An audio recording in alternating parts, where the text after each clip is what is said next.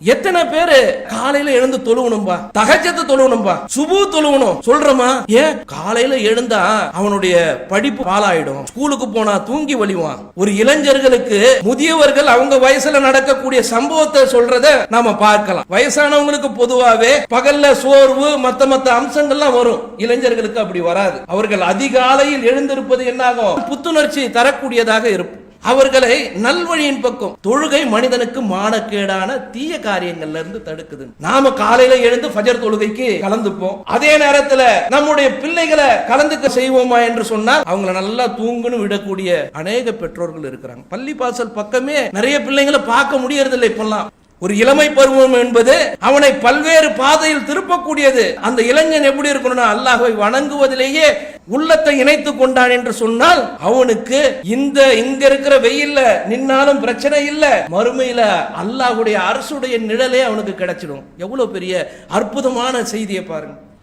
கண்ணியமிக்க எல்லாம் வல்ல அல்லாஹ்வின் நல்லடியார்களே, இந்த இஸ்லாமிய மார்க்கம் என்பது நமக்கு இந்த உலகத்தில் மட்டும் மேன்மை தராது, மறுமையில் சிறப்புக்குரிய ஒரு அந்தஸ்தை மனிதர்களுக்கு கொடுக்கும் என்பதை திருமறை குர்ஆனும் ஹதீஸும் தெல்ல தெளிவாக நமக்கு சுட்டிக்காட்டக்கூடிய ஒரு நிலையில், அந்த அடிப்படையில் பயணிக்கக்கூடிய நாம் நம்முடைய வாழ்க்கையை இந்த தௌஹீதை நிலைநிறுத்தக்கூடியவர்களாகவும், அதே நேரத்தில் நம்முடைய வளரும் சமுதாயமான சந்ததிகளை இந்த பாதையில் செலுத்த வேண்டிய பொறுப்பும் நமக்கு இருக்கின்றது.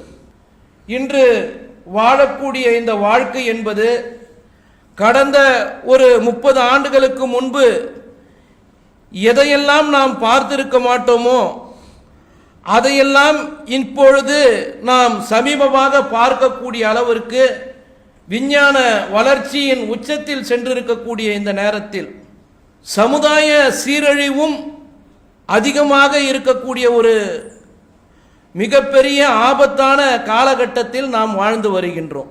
பல்வேறு தொழில்நுட்பங்கள் பெருகி இருக்கின்றது. அந்த தொழில்நுட்பத்தின் மூலமாக ஒரு மனிதன் மேன்மடைய வேண்டும் என்ற ஒரு நிலை இருந்தாலும் அதே தொழில்நுட்பத்தை கொண்டு அவன் அதல பாதாளத்திற்கு செல்லக்கூடிய அநேக ஷைத்தானிய அம்சங்களும் அந்த தொழில்நுட்பத்தில் இருக்குது. இந்த காலகட்டத்தில் பயணிக்கக்கூடிய நாம் நம்முடைய சந்ததிகளுடைய வாழ்க்கையையும் நாம் சீர்திருத்த வேண்டிய பொறுப்பில் நாம் இருக்கின்றோம். இந்த உலகத்தில் என்னுடைய மகன் உயர்ந்த அந்தஸ்தில் வர வேண்டும் என்று தந்தைகள் விரும்புவார்கள், தாயும் விரும்புவார்கள். எந்த அளவுக்கு என்று சொன்னால், இன்றைக்கு பார்த்தால் டாக்டருக்கு படிக்க வேண்டும் என்பதற்காக பல லட்சங்களை செலவு செய்யக்கூடிய சமுதாயம். அதே நேரத்தில் வக்கீல் படிக்க வேண்டும், இன்ஜினியர் படிக்க வேண்டும், இந்த படிப்புக்காக பல ஓட்டங்கள் ஓடக்கூடிய ஒரு வாழ்க்கை முறையை பெற்றவர்கள் சுமந்து செல்லக்கூடியதை நம்ம பார்க்கலாம். இதெல்லாம் இந்த உலகத்தில் அவர்களுடைய சந்ததிகளும் சரி, அதற்கு பின்பு வருபவர்களுக்கும் சரி, ஒரு நல்ல ஒரு வாய்ப்பை, நல்ல ஒரு வாழ்க்கையை ஏற்படுத்த வேண்டும் என்ற நோக்கத்தில் தான் நாம் செயல்படுகின்றோம். அந்த நோக்கம் தவறும் இல்லை. நல்ல ஒரு கேட்டகரியில என்னுடைய சமுதாயம் வர வேண்டும் என்பதை ஒவ்வொரு முஸ்லீமும் விரும்ப வேண்டும், அதுல மாற்று கருத்தே கிடையாது. அந்த ஓட்டத்தில் நாம் எப்படி இருக்கின்றோம் என்று பார்த்தால், அந்த கல்விக்கு முக்கியத்துவம் கொடுக்கக்கூடிய நாம், அவர்கள் சீர்பெறக்கூடிய ஒரு கல்விக்கு முக்கியத்துவம் கொடுக்கின்றோமா என்று பார்த்தால் பூஜ்யமாக இருக்கக்கூடியதை பார்க்கலாம். நிறைய பேர், ஒரு சிலரை தவிர. என் பையன் டாக்டருக்கு படித்து விட்டான், அல்ஹம்துலில்லாஹ். அதே பையனுக்கு திருமறை குர்ஆனில் எத்தனை வசனங்கள் மனனம் தெரியும் என்று சொன்னால் தலையை சொரியக்கூடிய பெற்றோர்கள். நீங்கள் ஒவ்வொருவரும் பொறுப்பாளிகள், பொறுப்பை பற்றி மறுமையில் விசாரிக்கப்படும் என்று அல்லாஹ்வுடைய தூதர் எச்சரிக்கிறாங்க. பிள்ளைகளுக்கு மார்க்கமே இல்லை, ஆனால் அவர்களுக்கு உலக கல்வியில் மேலோங்கி இருக்கிறத நாம பார்க்கிறோம். இந்த தௌஹீது கொள்கையை சுமக்கக்கூடிய நாமும் அவர்களுடைய இந்த உலக கல்வியின் அந்த முயற்சிக்காக அவர்களுடைய மறுமை கல்வியை இழக்கக்கூடிய அநேக வாய்ப்பையும் நாம் திறந்து விடுறோம். ஏன்னா நல்லா படிக்கணும், பையன் நல்லா படிக்கணும், பாஸ் ஆகணும், நல்லா இருக்கணும். இது இஸ்லாத்துல காட்டாத வழிமுறை இல்லை. நபிகள் காலத்தில் உலக கல்வி மார்க்க கல்வி என்று பிரித்து காட்டப்படவில்லை. ஆனால் இன்றைக்கு நாம் வாழக்கூடிய அந்த சமூக சூழலில் பார்த்தோம் என்று சொன்னால், பல்வேறு கல்லூரிகளிலும் கல்வி கூடங்களிலும் சென்று நாம் பார்வையிட்டால் சமுதாயம் எவ்வளவு ஆபத்தில் சென்று கொண்டிருப்பது என்பதை நாம கண்கூடா பார்க்கலாம். இணையதளங்கள் மூலமாக பார்க்கலாம், இன்ன பிற அம்சங்கள் மூலமாக பார்க்கலாம். எல்லாமும் தலைகீழாக இருக்கக்கூடிய நேரத்தில் ஒவ்வொருவரும் பொறுப்பாளி என்ற அந்த எச்சரிக்கையை உணர்ந்து செயல்படணுமா வேணாமா? இஸ்லாம் நமக்கு என்ன சொல்லி இருக்கின்றது நாம சிந்திச்சு பார்க்கணும். பல நபிமார்களுடைய வாழ்க்கையை முன்மாதிரியாக இஸ்லாம் சொல்லுது திருமறை குர்ஆன் மூலமாக. அதுல குறிப்பா இப்ராஹிம் அலைஹிஸ்ஸலாம் அவங்க தான் மனித குலத்தின் முன்னோடி என்று திருமறை சொல்லக்கூடிய நேரத்தில் அவர்களுடைய உள்ள குமுறல், உள்ள பயம், தாம் பிள்ளைகள் தடம் புரண்டு விடக்கூடாது, தடுமாறி விடக்கூடாது என்பதில் கண்ணும் கருத்துமாக இருந்தாங்க. அப்படியான பிள்ளை தான். அறுத்து பலியிட கனவு கண்ட பொழுது கூட அல்லாஹுடைய உத்தரவுக்கு கட்டுப்படுகின்றேன் என்று அந்த அறுத்து பலியிடுதல் ஒப்புதல் செய்த மகன் தான் அவங்க இப்ராஹிம் அலைஹிஸ்ஸலாம் அவங்களுடைய மகன். இப்படியான ஒரு சூழலில் வருங்காலத்தை தவறிவிடக் கூடாது என்பதற்காக, எச்சரிக்கைக்காக தன்னுடைய பிள்ளைக்கு செய்த உபதேசத்தை திருமறை நமக்கு வலியுறுத்துகின்றது. இப்ராஹிம் அலைஹிஸ்ஸலாமும் அதை தான் சொன்னாங்க, யாக்கூப் அலைஹிஸ்ஸலாமும் அதை தான் சொன்னாங்கன்னு திருமறை சொல்லுது. என்ன சொல்லுது? என் சந்ததிகளே, உங்களுக்காக இந்த மார்க்கத்தை அல்லாஹ் தேர்ந்தெடுத்துட்டான். அருமையான ஒரு அற்புதமான ஒரு மார்க்கத்தை அல்லாஹ் உங்களுக்காக கொடுத்திருக்கிறான். அதுல நீங்க பயணிக்கிறீங்க, அதை மறந்துடாதீங்க. ஆனா நீங்க என்ன பண்ணுங்க, முஸ்லிம்களாகவே தவிர மரணிச்சிடாதீங்க. ஒரு நபி தன்னுடைய பிள்ளைக்கு சொல்லக்கூடிய உபதேசம். அருமையான மார்க்கத்தை அல்லாஹ் கொடுத்திருக்கிறான்பா, அதை தக்க வச்சுக்கோ, அதுல இருந்து தடம் புரண்டுடாத. நீ மரணிக்கக்கூடிய தருவாயில் கூட இஸ்லாமியனாகத்தான், முஸ்லீமாகத்தான் நீ மரணிக்கணும் அப்படின்ட்டு வசியத்தை செஞ்சிருக்கிறாங்கன்னு சொன்னா, நாம நம்ம பிள்ளைக்கு தினந்தோறும் சொல்லக்கூடிய வசியத்து இதுதானே இருக்கணும். கொஞ்சம் அப்படி கண் பார்வையை மாத்திட்டோம்னு சொன்னா நம்ம பேச்சை நம்ம பிள்ளை கேட்க மாட்டேன்றான், நண்பர்களுடைய பேச்சை கேட்கிறான். அவனுக்கு பெருசா தெரியறதெல்லாம் நண்பர்களாகத்தான் இருக்கின்றார்கள் என்று சொல்றான். ஒண்ணுமே பண்ண முடியல, அவனை கண்ட்ரோல் பண்றதே கஷ்டமா இருக்கு. சின்ன பிள்ளைங்களை சொல்லக்கூடிய செய்தியை பார்க்கலாம். நமக்கு அழகான மார்க்கம், இன்னைக்கு பல்வேறு பயான்கள், பல்வேறு விதமான வழிகாட்டுதல்கள், இணையதளத்தை திறந்தா எண்ணற்ற செய்திகள், நாம சர்ச் பண்ணி எடுத்தா அவ்வளவு அழகா எடுக்கக்கூடிய எல்லா வசதிகளும் எல்லா தொழில்நுட்பமும் இருக்குது. நம்ம பிள்ளைகளுக்கு நல்ல மார்க்கத்தை நாம கொடுக்கணுமா இல்லையா? திருமறை குர்ஆன் இப்ராஹிம் அலைஹிஸ்ஸலாம் அவங்களுடைய உபதேசத்தையும் சொல்லுது. லுக்மான் என்ற ஒரு மனிதர் பிள்ளைக்கு செய்யக்கூடிய உபதேசத்தை திருமறை நமக்கு விவரிக்கக்கூடிய காட்சியை பார்க்கலாம். இணை வைக்காதன்றது நம்ம ஜெனரலான ஒரு டாபிக். அல்லாஹ்வுக்கு இணை வைக்க கூடாது, இணை வைத்தல் பெரும் அநீதி, இதெல்லாம் நம்ம பிள்ளைக்கு சொல்லுவோம், பிள்ளைங்க ஏத்துப்பாங்க. அதுக்கு அடுத்தடுத்த ஸ்டெப்ல வழி தவறுறத நிறைய பேரை பார்க்கலாம். அந்த தவறுதல் இருக்கக்கூடாதான். லுக்மான் அலைஹிஸ்ஸலாம் சொல்றாங்க, என் அருமை மகனே, ஒரு பொருள் கடுகின் விதை அளவு இருந்தாலும், அல்லாஹ்வுக்கு இப்படி பயப்படணுமா? நாம எப்படி சொல்லி கொடுக்குறாங்க பாருங்க. என் அருமை மகனே, கடுகின் விதை அளவு ஒரு பொருள் இருந்தாலும் அது என்ன, அது பாறையிலோ அல்லது வானத்துக்கு மேலேயோ இல்ல பூமிக்கு கீழேயோ எதுல புதஞ்சிருந்தாலும் அல்லாஹ் வெளிக்கொண்டு வராமல் இருப்பதில்லை. நீ எந்த செயலை செஞ்சாலும் அல்லாஹ் என்ன பண்ணுவான், வெளியே கொண்டு வந்துருவான். நீ மறைவா செய்ய முடியாது. அதான் அதனுடைய அர்த்தம். வாப்பாக்கு தெரியாது, உம்மாக்கு தெரியாது, என் அண்ணனுக்கு தெரியாது, என் தம்பிக்கு தெரியாது, என்னுடைய சுற்றத்தாருக்கு தெரியாத நீ ஒரு சின்ன செயலை செய்தாலும் அல்லாஹ் பார்த்துடுவான். எவ்வளவு அருமையான உபதேசம் பாருங்க. அல்லாஹ் சொல்றான் இப்படி சொல்லுங்க. லுக்மான் தன்னுடைய பிள்ளைக்கு சொல்லக்கூடிய செய்தியை பார்க்கலாம். அல்லாஹ் அவ்வளவு நுட்பமானவன்பா, நீ உஷாரா இருந்துக்க, நீ எச்சரிக்கையாக இருந்து கொள் என்று சொல்லிட்டு அடுத்தது சொல்றாங்க, என் அருமை மகனே நீ தொழுகையை நிலைநாட்டு, தொழுகையை தவற விட்டுறாத, நன்மையான காரியங்கள் நிறைய ஏவு செய்யும் சொல்லல. ஏன்? ஒருத்தர் நன்மையான காரியங்கள் செய்தால் அதை பிற மக்களுக்கு சொல்லக்கூடிய ஒரு வழிமுறையை தான் இஸ்லாம் சொல்லுது. நாம செய்யாதது யாருக்கும் சொல்லக்கூடாது. அப்போ நன்மையான காரியங்கள்ல ஏவு, நீ தீமையான காரியத்திலிருந்து என்ன பண்ணு, விலகிடுன்னு சொல்லாம தடு. எல்லாத்துக்கும் யாரெல்லாம் தப்பு செய்யறாங்களோ, நாம ஒரு கல்லூரியிலையோ பள்ளியிலையோ படிக்கிறோம், என்னுடைய தகப்பனார் இப்படியான உபதேசத்தை எனக்கு கொடுத்தார் என்று சொன்னால் நாம என்ன பண்ணுவோம்?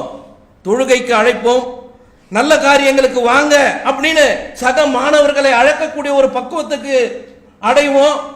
அதே போல கஞ்சா இது மாதிரியான தீமையான காரியங்கள் மாணவ சமுதாயத்தில் பெருகி இருக்கக்கூடிய நேரத்தில் ஏன்பா இந்த செயலுக்கு செய்யாதன்ட்டு ஒரு மகன் ஈடுபடணுமா இஸ்லாம் சொல்லுது. எப்படி ஒரு அறிவுபூர்வமான ஒரு சொல்ல இஸ்லாம் நமக்கு கத்து தருது பாருங்க. தீமையை தடுனா அந்த தீமையை நீயும் செய்ய மாட்ட, பிற மக்களுக்கும் தீமையை ஏவ மாட்ட, தீமையை தடுக்கக்கூடிய ஒரு பண்பை நீ வளர்த்து கொள்ளுப்பா, அதனால் பல சிரமங்கள் உனக்கு வரும். அவர் சொல்றார் லுக்மான் அவருடைய உபதேசத்துல, நாம நல்லது செஞ்சா கூட சிரமம் வராது, தீமையை தடுக்கும் பொழுது பல்வேறு சிரமங்கள் வரும். அதனால என்ன பண்ண, அதை நீ பொறுத்துக்கோ. பெத்தவங்க எல்லாம் பெரியவங்க சொல்ற உபதேசம்லாம் நமக்கு வேஸ்ட், இந்த வயசை லைஃபை என்ஜாய் பண்றதுக்கு இது தடுப்பாக இருக்கும், அதை செஞ்சிடாத மனசுல புத்தியில போடுவாங்க. அல்லாஹ் என்ன சொல்றான், நாம நல்ல தீமையை தடுக்கக்கூடிய நேரத்தில் நல்லது செய்யக்கூடிய நேரத்தில் பல சிரமங்கள் நம்மை அடையும். அதை நீ என்ன பண்ணு, சகித்துக்கொள். நீ இதுதான் உறுதியாக இருக்கக்கூடிய காரியங்களில் உள்ளது, இதுதான் கட்ஸ். நீ உறுதியா இருக்கிறதுக்கு உகந்தது. யார் எதை சொன்னாலும் நான் என்னுடைய கொள்கையை விட்டு கொடுக்க மாட்டேன். இஸ்லாம் சொல்லுகின்றது முன்மாதிரியாக இருக்க வேண்டும் ஒரு மனிதன். அந்த முன்மாதிரி நல்ல முன்மாதிரியாக இஸ்லாம் எனக்கு காட்டி தந்திருக்கின்றது. அந்த அடிப்படையில் என்னுடைய வாழ்க்கையை அமைத்துக் கொள்வேன் என்று நாம உறுதி ஏற்கணும் என்று இந்த லுக்மான் அவர்கள் நமக்கு சொல்லக்கூடிய உபதேசமாக இருக்கின்றது. திருமறை நமக்கு சொல்லி காட்டுது. நாம சிந்திச்சு பார்க்கணும். நம்ம பிள்ளைகளுக்கு நல்லா படி, ஃபர்ஸ்ட் ரேங்க் வாங்கு, இன்னும் சீக்கிரம் எழுந்து காலையிலேயே படி, இவ்வளவுலாம் நாம சொல்லிக் கொடுக்கக்கூடியவர்களாகத்தான் இருப்போம். எத்தனை பேர் அவர்களை காலையில எழுந்து தொழுவணும்பா, தஹஜ்ஜத் தொழுவணும்பா, சுபு தொழுவணும் சொல்றோமா? ஏன்? காலையில எழுந்தா அவனுடைய படிப்பு பாலாயிடும், ஸ்கூலுக்கு போனா தூங்கி வலிவான். ஒரு இளைஞர்களுக்கு முதியவர்கள் அவங்க வயசுல நடக்கக்கூடிய சம்பவத்தை சொல்றத நாம பார்க்கலாம். வயசானவங்களுக்கு பொதுவாகவே பகல்ல சோர்வு மற்ற அம்சங்கள்லாம் வரும், இளைஞர்களுக்கு அப்படி வராது. அவர்கள் அதிகாலையில் எழுந்திருப்பது என்னாகும், முதியவர்களாக இருந்தாலும் இளைஞர்களாக இருந்தாலும் புத்துணர்ச்சி தரக்கூடியதாக இருக்கும். நாம நிறைய பேர் அவர்களை நல்வழியின் பக்கம், தொழுகையை பத்தி அல்லாஹ் சொல்லக்கூடிய செய்தி என்ன, இன்ன சலாத்து தன்ஹா அனில் பகுசாயி வல் முன்கர், தொழுகை மனிதனுக்கு மானக்கேடான தீய காரியங்கள்ல இருந்து தடுக்குதுன்ட்டு. நாம காலையில எழுந்து ஃபஜர் தொழுகைக்கு கலந்துப்போம். அதே நேரத்தில் நம்முடைய பிள்ளைகளை கலந்துக்க செல்லுவோமா செய்வோமா என்று சொன்னால் அவங்கள நல்லா தூங்குன்னு விடக்கூடிய அநேக பெற்றோர்கள் இருக்கிறாங்க. பள்ளி வாசல் பக்கமே நிறைய பிள்ளைங்களை பார்க்க முடியறதில்லை இப்பெல்லாம். ஏன்னா ஒர்க் லோடு, காலையில் எழுந்திருக்கிறாங்க, 10th எக்ஸாமு, அதனால மதரசாக்கும் போக முடியாது, பள்ளிவாசல் வேணாம் வீட்டிலேயே தொழுதுக்கிறாம இப்படின்னு சொல்லக்கூடிய பெற்றோர்கள், காரணம் சொல்லக்கூடிய அநேக மக்களை பார்க்கலாம்.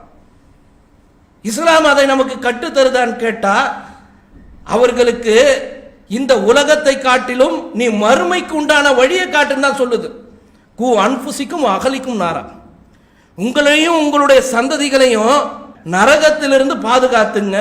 நரகத்தின் எரிபொருள் கற்களும் மனிதர்களும் தான். ஏன் அல்லாஹ் சொல்றான்? எரிபொருள் உட்பட சொல்லிடுறான்ல. நீங்க அவங்கள நரகத்திலிருந்து பாதுகாக்கலனா அதற்கு எரிபொருளாக யார் ஆயிடுவா? மனிதர்கள் ஆயிடுவாங்க. நாம சிந்திச்சு பார்க்கணும்.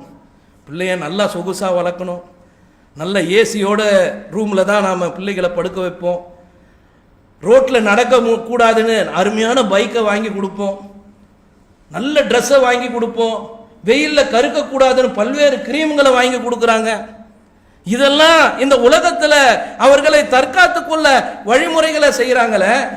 மறுமை என்று வரக்கூடிய நேரத்தில், மகசர் என்று வரக்கூடிய நேரத்தில், மறுமைக்கு முன்னாடி என்ன மகசர் பெருவழி, அங்க இருக்கக்கூடிய வெப்பத்தையும் நம்மளால தாங்க முடியாத அந்த பிள்ளைகளை பற்றி நாம அக்கறை எடுத்திருந்தால், இந்த உலகத்தில் அவர்களுக்கு சில சிரமத்தை நாம கொடுத்தாலும் அவர்கள் மறுமையில் ஈடேற்றம் அடைஞ்சிட்டாங்க.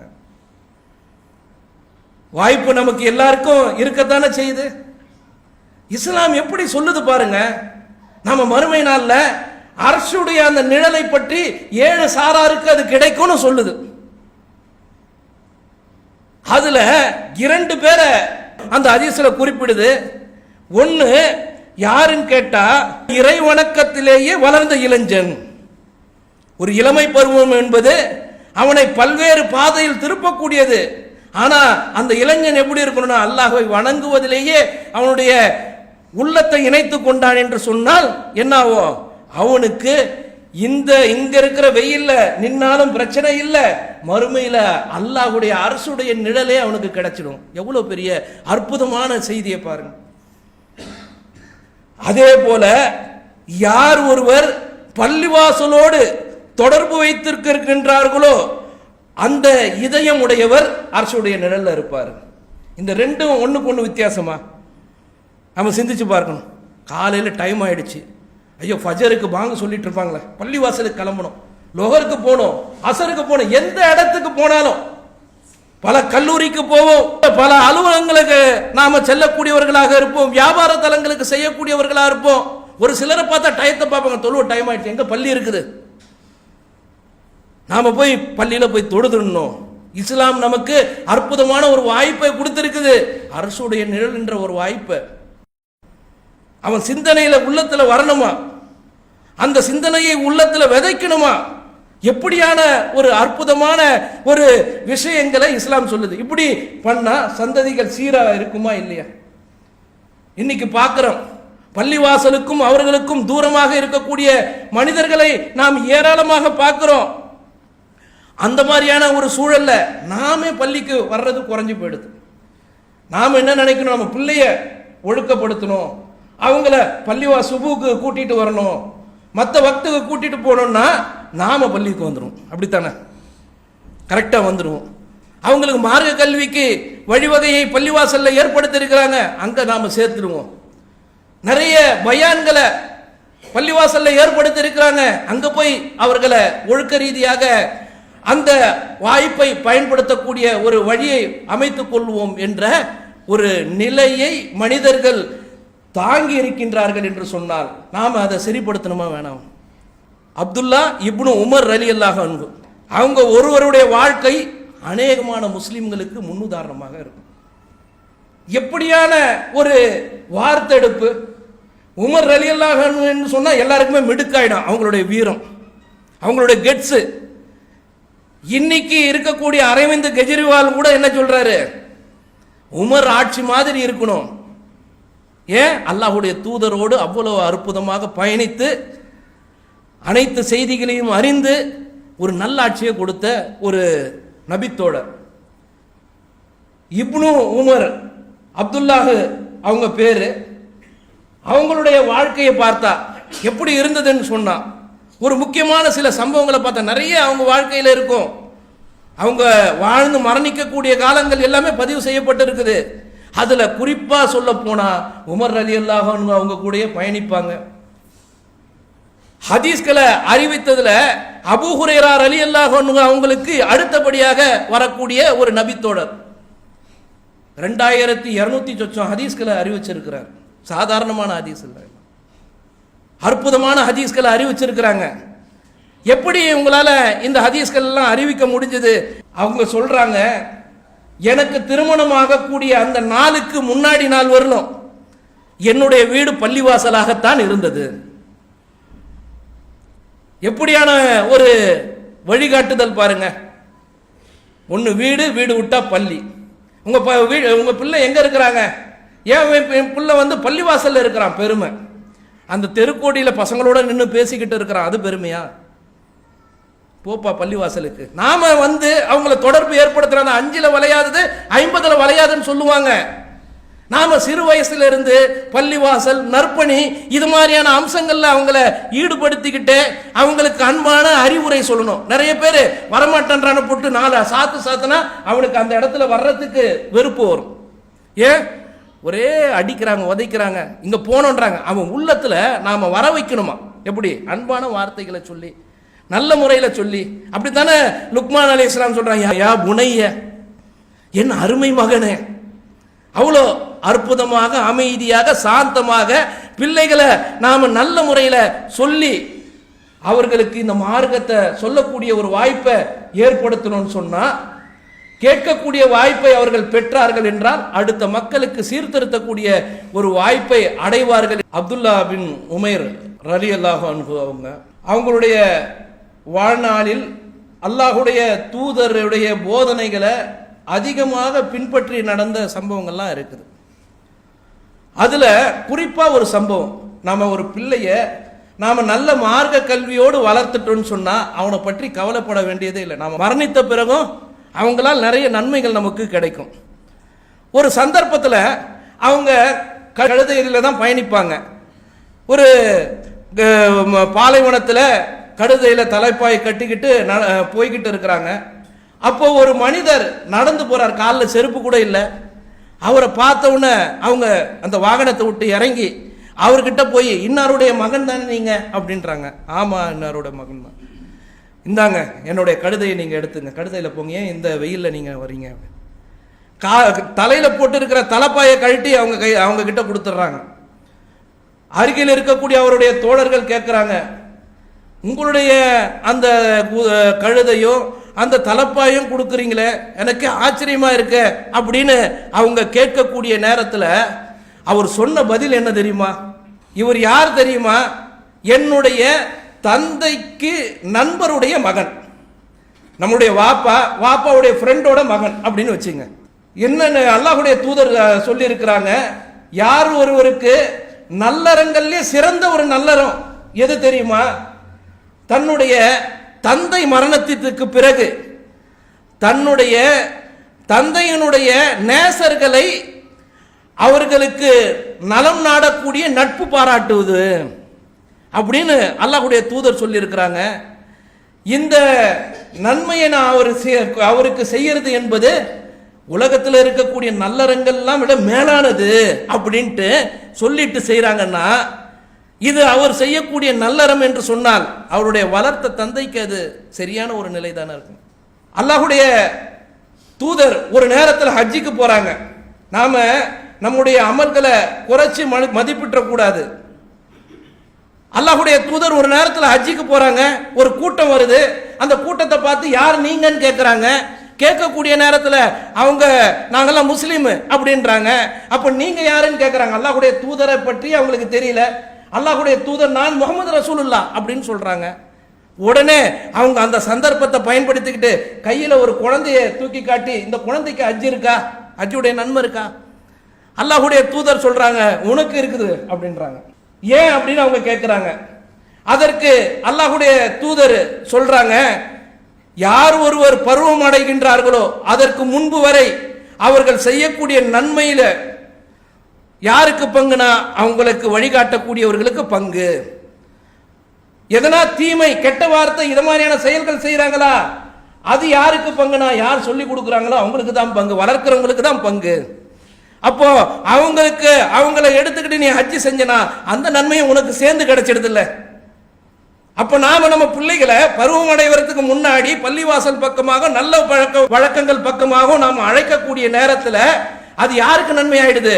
அந்த பிள்ளைங்களுக்கு இல்ல, நமக்கு. இஸ்லாம் சொல்லி கொடுக்குது. அப்போ குழந்தைக்கும் சேர்த்து நமக்கு நன்மை கிடைக்குது என்பது இஸ்லாம் சொல்லக்கூடிய ஒரு அற்புதமான அறிவுரை. அப்ப நாம என்ன நினைக்கிறோம்? நமக்காக நம்ம பிள்ளையை தொலை வைக்கிறோம், அது மறுமைக்கான ஒரு பயனாக அது அமைஞ்சிடும்ன்ற ஒரு நீயத்துல நல்ல காரியங்களில் நம்ம பிள்ளைகளை வழிகாட்டி வளர்த்தோம் என்று சொன்னால் வளரக்கூடிய தலைமுறை என்பது சிறந்த தலைமுறையாக இருக்கும். அப்பேற்பட்ட சிறந்த தலைமுறையை உருவாக்கக்கூடிய பொறுப்பு உங்களுக்கும் எனக்கும் இருக்கின்றது என்பதை உணர்ந்தவர்களாக செயல்பட்டு மறுமையில் வெற்றி அடைய வேண்டும் என்று பிரார்த்தித்தவனாக என்னுடைய இந்த உரையை நிறைவு செய்கிறேன். வாகிருதாவானில் அல்ஹம்துலில்லாஹி ரப்பில் ஆலமீன். அஸ்ஸலாமு அலைக்கும் வரஹ்மத்துல்லாஹி வபரகாத்துஹு. அல்லாஹு அக்பர், அல்லாஹு அக்பர்.